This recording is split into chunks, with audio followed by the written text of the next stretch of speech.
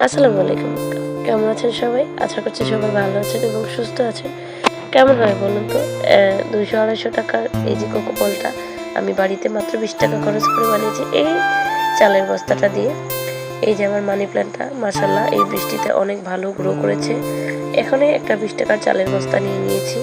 এবার এটাকে কেটে ২ ভাগ করে নিব। এটা আপনি যেকোনো চালের বস্তা দিয়ে বানাতে পারবেন।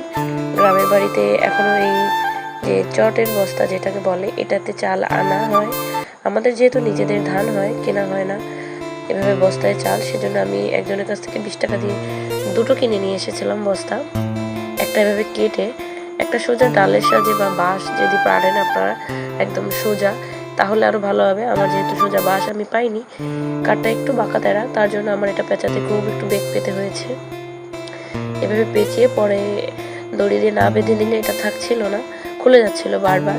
এভাবে পেঁচিয়ে বেঁধে নিয়েছি। একটু উপরে যেটা বাকি ফাঁকা ছিল চিকন করে আরও একটা অংশ আমি এভাবে কেটে নিয়েছি।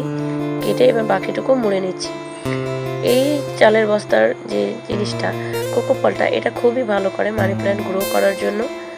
মানি প্ল্যান্ট এটাকে খুব ভালোভাবে আঁকড়ে ধরে বেড়ে ওঠে এবং খুব সুন্দরও দেখা যায়। কেমন হলো আমার এই আইটেমটা অবশ্যই আপনারা জানাবেন এবং আপনারা বাড়িতে এটা তৈরি করে নিতে পারবেন। দেখতে কিন্তু খুব সুন্দর দেখাচ্ছে আর এটা বোঝাও যাচ্ছে না যে এটা বাড়িতে তৈরি করা। আজকে পর্যন্ত টাটা।